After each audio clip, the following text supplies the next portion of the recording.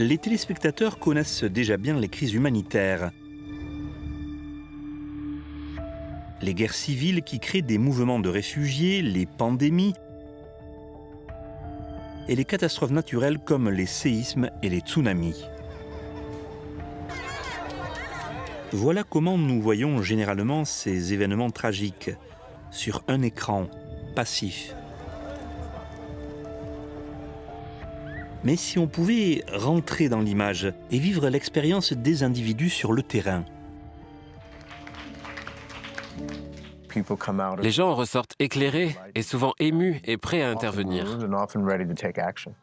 Beaucoup disent « Qu'est-ce que je peux faire? Comment je peux m'engager ?» Gabo Arora est directeur créatif et son équipe aux Nations Unies utilise la technologie de pointe pour sensibiliser, susciter de l'empathie et lever des fonds pour répondre aux crises humanitaires et pour promouvoir les nouveaux objectifs de développement durable dans le monde. La réalité virtuelle permet de vraiment participer à une histoire dont on est généralement un spectateur passif. De se mettre à la place d'un autre, de comprendre où il vit, à quoi ressemble son monde.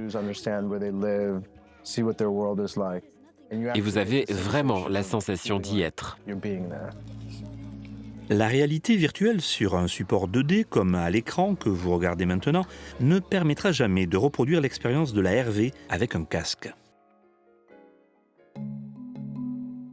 Grâce aux multiples caméras qui filment dans toutes les directions et des logiciels qui raccordent les images, la réalité virtuelle permet aux spectateurs de vivre le film sous tous les angles. Dessus, dessous et derrière. C'est excitant que l'ONU participe à ces premières expériences où on essaie de raconter des histoires, de faire ces films en travaillant avec les pionniers de l'industrie. L'ONU nous a contactés et mis en relation. Et on a vu qu'on avait l'occasion de raconter des histoires très importantes, d'une manière totalement inédite, qui aurait un énorme impact. Aaron Koblin, technologue dans la Silicon Valley, est le cofondateur de VRSE, une société de production et de distribution de réalité virtuelle. C'est généralement sous forme de téléphone portable qui se connecte directement à la visionneuse. Que ce soit un modèle avancé type Gear VR de Samsung ou un Google Cardboard. C'est en gros la même idée. Les lentilles utilisent des capteurs pour vous orienter et vous faire croire que vous êtes ailleurs. C'est la visionneuse de base, Google Cardboard. Il faut l'assembler comme ça.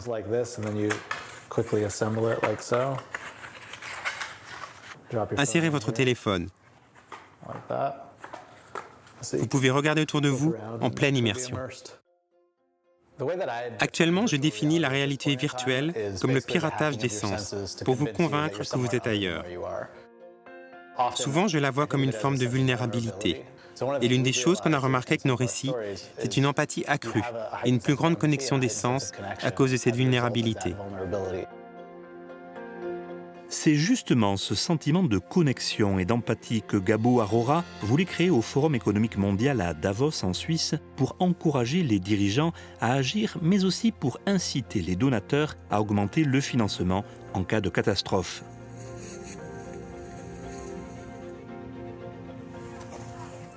J'avais essayé d'innover dans mon travail de plaidoyer.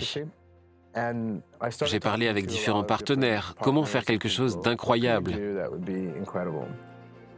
Et quelqu'un a dit, « Tu sais, je sors d'une réunion avec Samsung avec des casques de réalité virtuelle.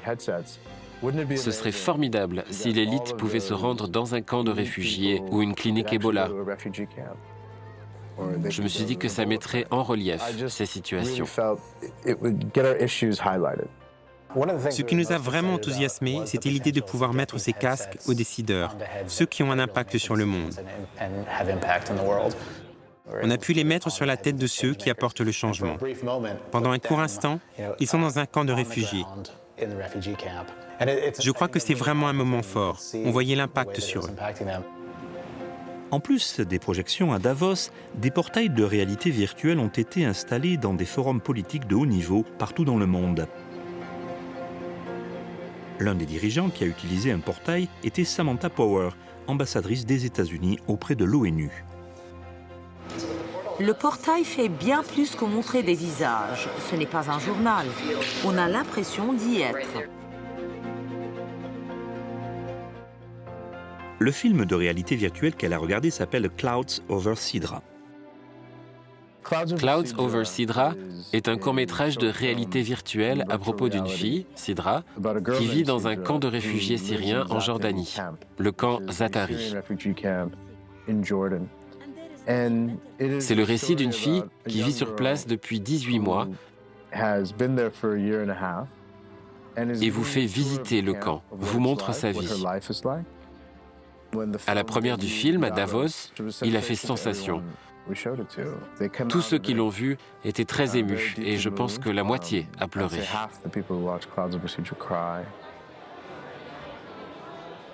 Dans l'ensemble, il y a plus d'engagement.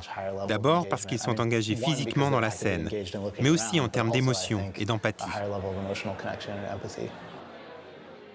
Le film a ensuite été intégré par le secrétaire général à la conférence des donateurs pour la Syrie au Koweït. Il a obligé tout le monde à le regarder à la réception. Et ça a vraiment incité les gens à donner plus, à s'intéresser et à s'impliquer.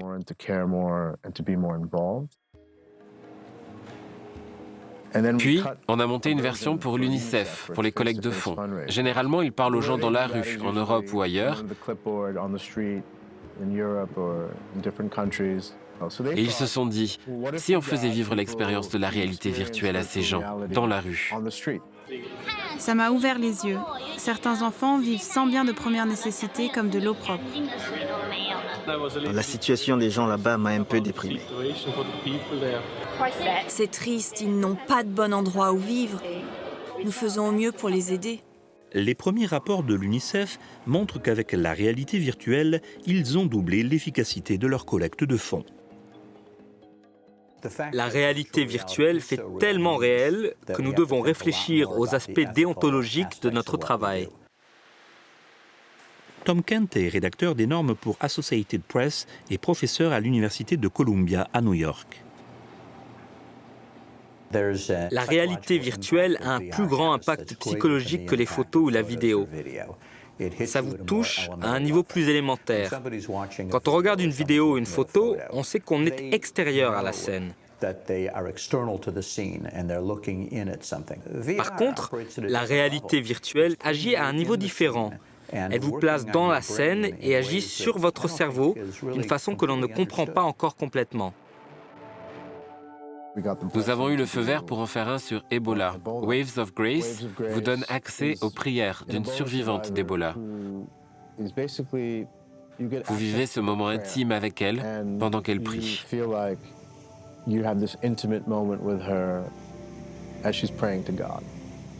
Waves of Grace faisait partie de la conférence internationale du secrétaire général sur le relèvement après Ebola qui a récolté 5,2 milliards de dollars en promesses de dons.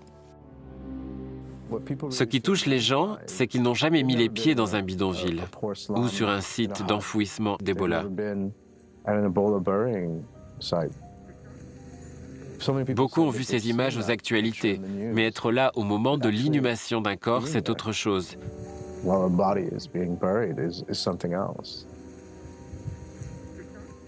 Ça transforme la façon de réfléchir à cette crise et aux autres.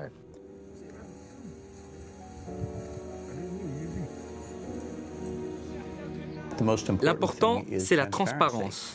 Si le producteur de Hervé veut mettre en avant une cause politique ou sociale, tout doit être clair.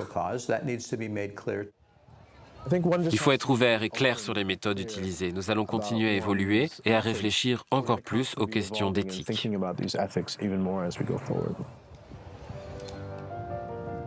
Nous privilégions le récit humain. Il ne s'agit pas de dire « l'ONU fait ci, il se passe ça et il faut faire ça ». C'est vraiment se mettre à la place d'un autre. Et nous n'en sommes qu'au début. Être à l'avant-garde présente beaucoup d'avantages, surtout pour les Nations Unies. Nous pouvons raconter nos histoires et changer les choses avec une nouvelle génération de spectateurs, surtout les jeunes. Si nous ne le faisons pas avec la réalité virtuelle, ils compenseront avec les jeux vidéo ou d'autres exutoires. Si un jeune de 15 ans ouvrait son cadeau de Noël dans 1 an ou 2, il n'y trouverait pas Nuages sur Sidra ou cette série de l'ONU. there for him.